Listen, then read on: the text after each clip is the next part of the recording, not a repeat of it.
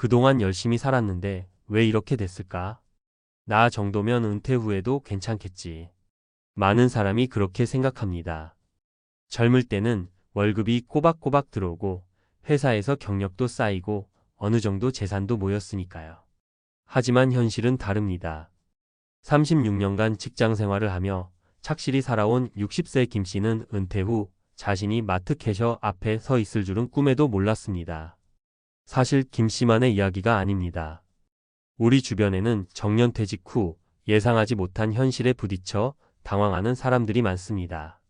은퇴를 준비한다고 했지만 예상보다 빠른 퇴직, 부족한 연금, 생활비 부담이 현실이 됩니다. 자, 그렇다면 우리는 어떻게 해야 할까요? 이 글에서는 은퇴 후 경제적 어려움에 빠지는 사례를 통해 우리가 미리 대비해야 할 것들을 이야기하려고 합니다. 단순히 불안함을 조장하는 것이 아니라 현실적인 대안을 찾아보려 합니다. 1. 연봉 1억 넘었는데 은퇴 후 3년 만에 무일푼? 첫 번째 사례는 58세에 은퇴한 박 부장 이야기입니다. 박 부장은 대기업에서 30년 이상 근무하며 연봉 1억을 받았습니다. 난 돈을 꽤 모았으니까 문제없어. 그렇게 생각했습니다. 하지만 은퇴 후 3년 만에 그는 재취업을 알아보고 있었습니다. 무슨 일이 있었을까요? 생활비 과소평가. 평소 연봉이 높았던 박 부장은 은퇴 후에도 비슷한 소비 패턴을 유지했습니다. 외식, 해외여행, 자녀 결혼 지원 등으로 돈이 빠르게 줄어들었습니다. 투자의 함정. 퇴직금과 모아둔 자산을 한 방에 불릴 생각으로 부동산과 주식에 투자했지만 경기 불안과 금리 상승으로 손실을 봤습니다. 연금 부족. 국민연금과 퇴직연금이 있지만 생각보다 적은 금액이었습니다. 매달 150만 원이 들어오지만 생활비 400만 원이 필요했기에 부족분을 메우기 위해 결국 마트에서 일하게 되었습니다. 교훈. 은퇴 후의 생활비를 정확히 계산해야 합니다. 퇴직금을 한 번에 투자하는 것은 위험할 수 있습니다. 연금만으로는 부족할 수 있으니 추가적인 소득원을 고려해야 합니다. 2. 퇴직 후 아내와 함께 할 줄 알았는데 현실은 알바 뛰는 중. 두 번째 사례는 55세에 조기 퇴직한 이 과장의 이야기입니다. 그는 아내와 여행 다니며 한가로운 노후를 보낼 거야 라고 생각했지만 3년 만에 편의점에서 아르바이트를 하고 있습니다. 왜 이런 일이 벌어졌을까요? 자녀 지원 과다. 자녀 대학 등록금, 결혼자금, 신혼집 보증금까지 지원하다 보니 노후 자금이 거의 남지 않았습니다. 은퇴 후 예상 못한 지출. 퇴직 후 건강이 나빠져 의료비가 급격히 늘어났습니다. 예상치 못한 수술과 치료비로 저축했던 돈이 빠르게 소진되었습니다. 재취업의 벽. 막상 다시 일하려니 나이 때문에 정규직 재취업은 어려웠고 결국 시간제 아르바이트를 해야만 했습니다. 교훈. 자녀 지원은 계획적으로 해야 합니다. 은퇴 후 의료비를 반드시 대비해야 합니다. 조기 퇴직을 고려할 때는 신중해야 합니다. 3. 30년 공무원 생활 후 은퇴 후에도 계속 일해야 합니다. 세 번째 사례는 공무원으로 30년을 근무한 60세 김 씨의 이야기입니다. 많은 사람이 공무원 연금이면 걱정 없겠지? 라고 생각하지만 현실은 다릅니다. 김 씨는 은퇴 후 편의점 야간 근무를 하고 있습니다. 물가 상승과 연금 부족. 공무원 연금이 월 250만 원 나오지만 30년 전과 지금은 다릅니다. 물가는 오르고 월세와 생활비 부담이 커지면서 연금만으로는 부족했습니다. 사회적 고립감. 퇴직 후 하루 종일 집에 있으니 우울감이 커졌습니다. 결국 경제적 이유뿐만 아니라 활동적인 생활을 위해 일을 찾았습니다. 경제적 자립의 필요성. 김 씨는 노후에 가장 중요한 것은 경제적 자립이라며 일할 수 있을 때까지 계속 일을 하겠다고 말합니다. 교훈. 연금만 믿지 말고 추가적인 소득원을 만들어야 합니다. 은퇴 후에도 사회활동을 지속하는 것이 중요합니다. 물가 상승을 고려한 노후 재무 계획이 필요합니다. 결론 우리는 어떻게 준비해야 할까? 이 세 가지 사례를 보면 은퇴 후에는 예상보다 많은 변수가 발생합니다. 나는 괜찮겠지라고 생각하면 안 됩니다. 그렇다면 어떻게 대비해야 할까요? 1. 은퇴 후 예상 생활비를 정확히 계산하라. 현재 소비 패턴을 분석하고 은퇴 후 필수 지출을 정리하세요. 국민연금, 퇴직연금, 개인연금 등을 종합적으로 고려하세요. 이 은퇴 전 추가 소득원을 만들어라. 은퇴 후에도 할 수 있는 부업이나 파트타임 직업을 고려하세요. 강의, 유튜브, 블로그 등 온라인 수익 모델을 준비하는 것도 방법입니다. 3. 투자보다 현금 흐름이 중요하다. 퇴직금을 한 번에 투자하지 말고 안정적인 현금 흐름을 만드는 것이 중요합니다. 지출을 줄이고 최소한의 생활비로도 유지할 수 있도록 대비하세요. 4. 건강 관리를 최우선으로 하라. 은퇴 후 의료비는 필수 지출 항목입니다. 운동과 식습관을 철저히 관리해 건강한 노후를 준비하세요. 마무리하며 우리는 누구나 언젠가 은퇴를 맞이합니다.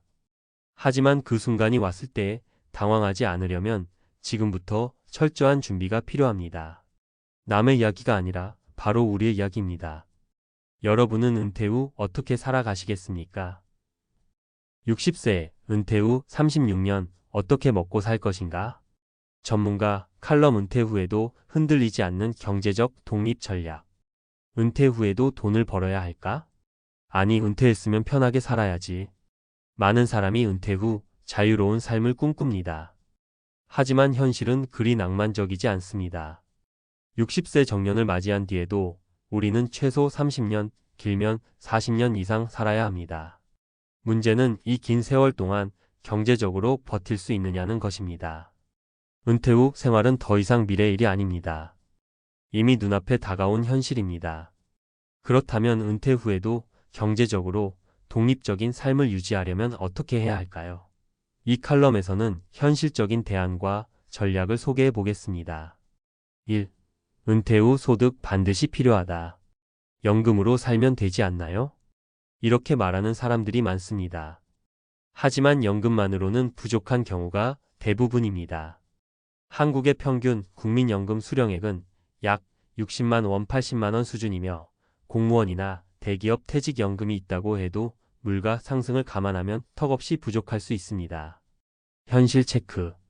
국민연금 80만 원, 퇴직연금 100만 원, 개인연금 50만 원이 있다고 가정해도 월 230만 원입니다. 하지만 최소한의 생활비는 월 300만 400만 원이 필요합니다. 그렇다면 부족한 금액은 어디서 채울까요? 바로 은퇴 후에도 일을 해서 소득을 만드는 것입니다. 은퇴 후 소득을 만드는 3가지 방법. 1. 파트타임 또는 재취업 소득형 모델. 60세 이후에도 가능한 일자리. 마트 캐셔, 편의점 근무, 배달, 경비원, 공공일자리 등.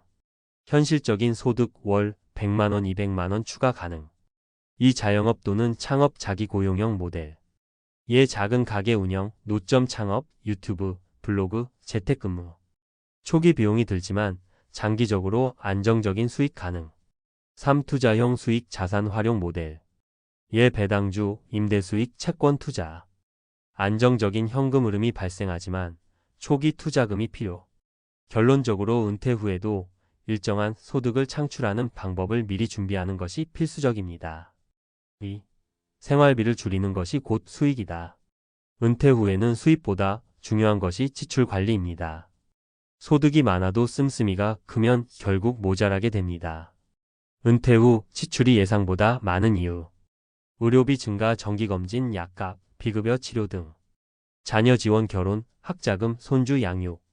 주거비용, 월세, 관리비, 수도전기 요금. 이제부터는 생활비를 최대한 효율적으로 줄이는 전략을 세워야 합니다. 은퇴 후 지출 관리 3가지 원칙. 1. 소비 구조를 단순화하라. 불필요한 구독 서비스 해지, OTT, 케이블 TV. 자동차 유지비 절감, 대중교통 활용. 외식 줄이기, 직접 요리 습관 들이기. 이 작은 집으로 다운사이징하라. 넓은 집은 관리비 부담이 크다. 월세를 줄이거나 지방으로 이사하는 것도 고려할 것. 3. 의료비 대비책을 마련하라. 실손보험, 장기 요양보험을 미리 준비.